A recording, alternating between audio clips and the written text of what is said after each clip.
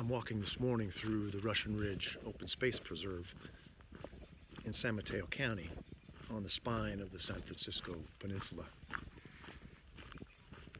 I want to talk this morning about historic landscapes and what we can read from them.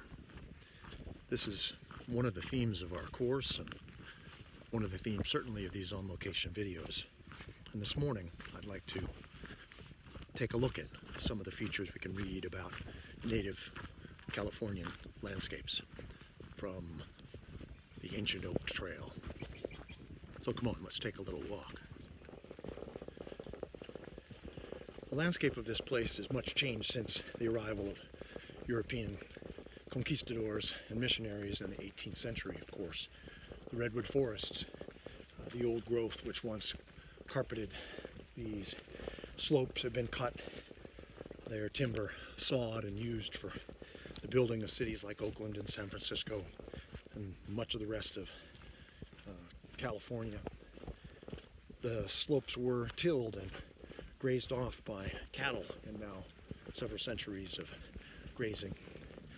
But we can still get a feeling for this landscape and look for evidence of what it may have been and what it must have meant and how it was used and how it was maintained by the native people of this place. This was then a managed landscape. As we know from Cat Anderson, it was a landscape of balance and plenty that sustained a people in this region for literally thousands of years without exhausting the resources that it could provide.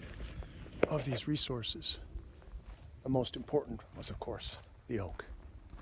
And so I brought you here on the Ancient Oak Trail to this grove of ancient canyon oaks, all of which date to a time before the arrival of Europeans, and which have somehow survived in their distance from the city and their gnarled shape, too crooked and twisted for the sawmill, in a form that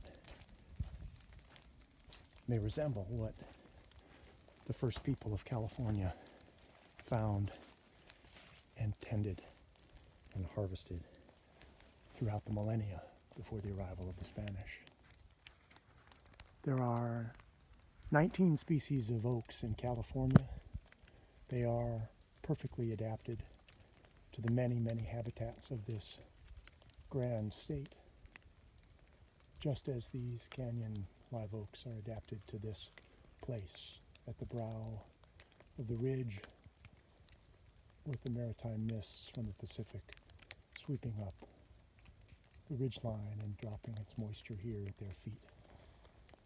These are the sort of oaks that would have been harvested by the native Ohlone people. In fact, these very oaks would have been trees harvested by those first Californians.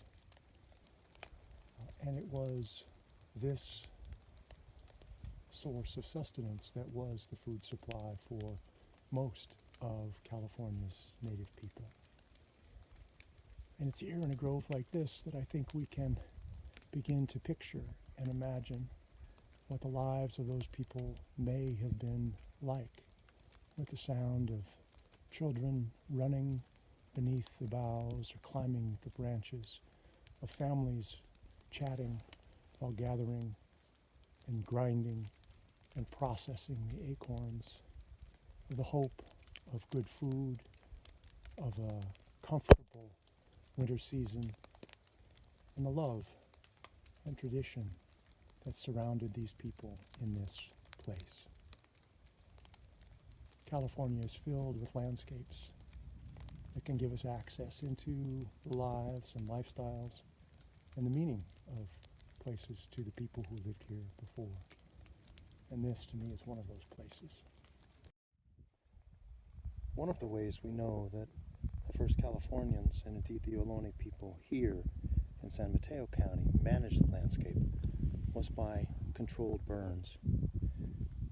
They burned chaparral to create grasslands where edible plants and usable plants could grow.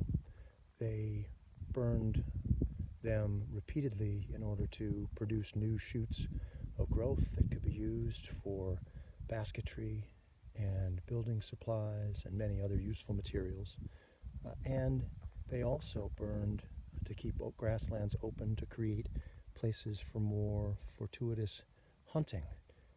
This grassland here at the top of above Mendigo Hill in Russian Ridge Preserve was cattle land for a couple of centuries. And the cattle grazed over this space, which is now going back to native lupins and poppies and several dozen other species of native flowers. But we can imagine, in fact we probably should imagine, that the original grassland in this spot was probably opened up by Ohlone people for their purposes, and then later used for grazing of sheep and cattle on these lands after the arrival of Europeans and Americans in the 19th century. One other cool connection to the idea of native land management is evident here. This is the Audrey Rust Commemorative Pathway, and up until just a few years ago it was still a ranch in private hands. You can see one of the fences from that ranch just down the slope behind me. And when this was brought into the Mid-Peninsula Open Space District a few years ago, the biologists for the district realized that this particular area was filled with a greater abundance and diversity of usable and edible native plants than almost any other parcel on the lands that the district manages. And she surmised that this location, which really sits across a pathway that's today a pathway between the ocean and the bay, and which has been a pathway for thousands of years from the ocean to the bay, was a place where people had brought usable and edible plants and planted them and maintained them and tended them and harvested them over generations, so that on a 2-day journey from the sea to the bay shore, that there would be something to eat in the place that they camped and stayed for the night. And so while we can't see that here in the landscape behind me, at least at this scale, if we were down on our hands and knees and we had some specialized botanical knowledge, we might see at that level of scale the further hand of the native managers of the land on this place, even in our own time. The Ancient Oaks Trail in Russian Ridge Open Space Preserve, San Mateo County.